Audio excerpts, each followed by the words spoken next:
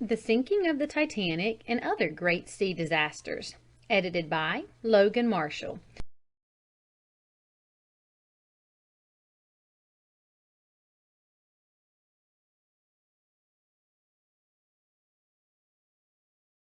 Dedication.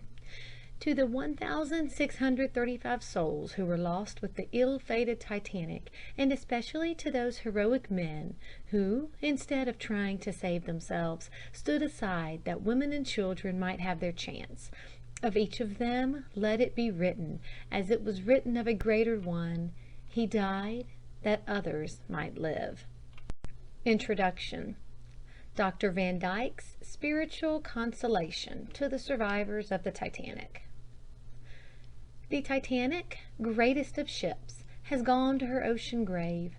What has she left behind her? Think clearly. She has left debts. Vast sums of money have been lost.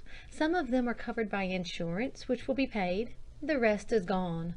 All wealth is insecure. She has left lessons.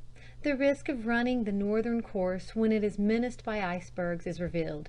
The cruelty of sending a ship to sea without enough lifeboats and life rafts to hold her company is exhibited and underlined in black. She has left sorrows. Hundreds of human hearts and homes are in mourning for the loss of dear companions and friends.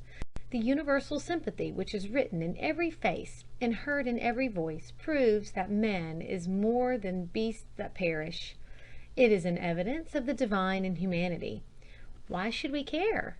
There is no reason in the world, unless there is something in us that is different from lime and carbon and phosphorus, something that makes us mortals able to suffer together, for we have all of us a human heart.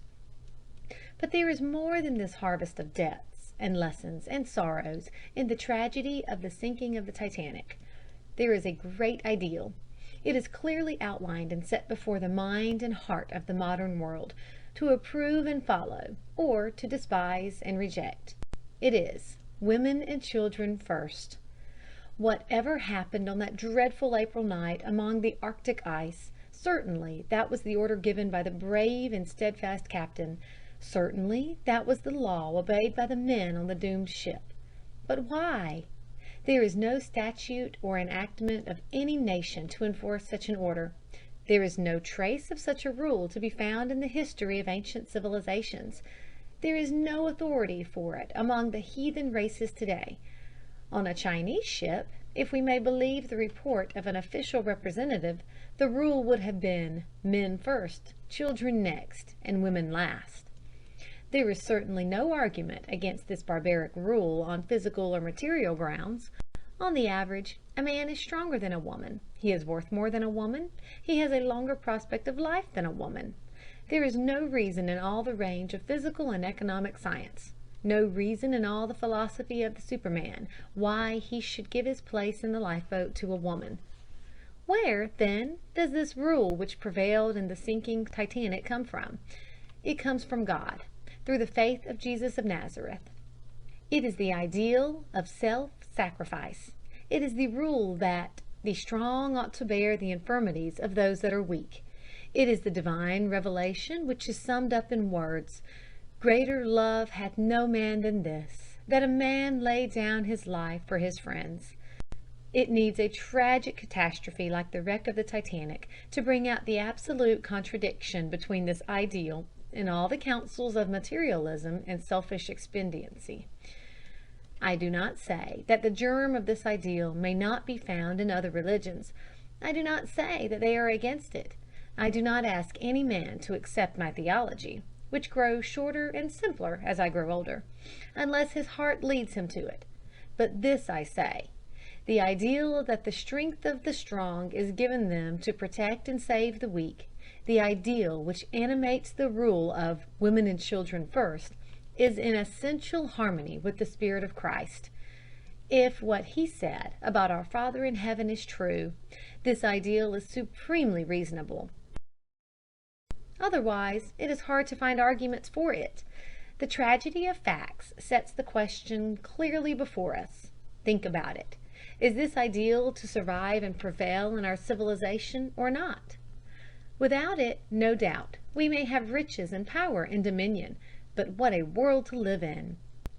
Only through the belief that the strong are bound to protect and save the weak because God wills it so, can we hope to keep self-sacrifice, and love, and heroism, and all the things that make us glad to live and not afraid to die. Henry Van Dyke, Princeton, New Jersey, April 18th, 1912. Facts about the wreck of the Titanic. Number of persons aboard, 2,340.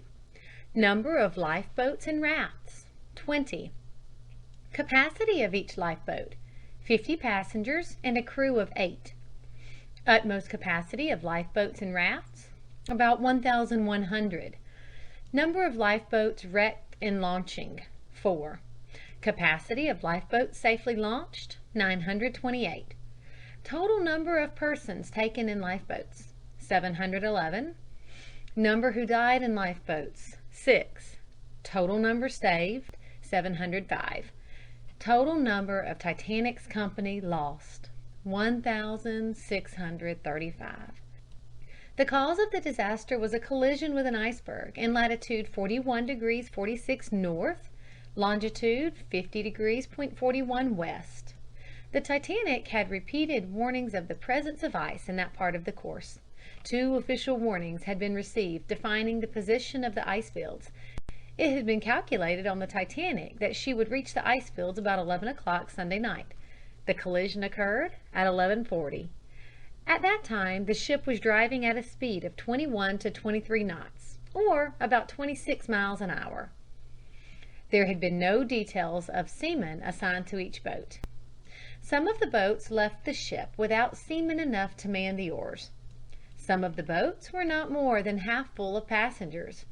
The boats had no provisions. Some of them had no water stored. Some were without sail equipment or compasses. In some boats, which carried sails wrapped and bound, there was not a person with a knife to cut the ropes. In some boats, the plugs in the bottom had been pulled out, and the women passengers were compelled to thrust their hands into the holes to keep the boats from filling and sinking. The captain, E.J. Smith, Admiral of the White Star Fleet, went down with his ship.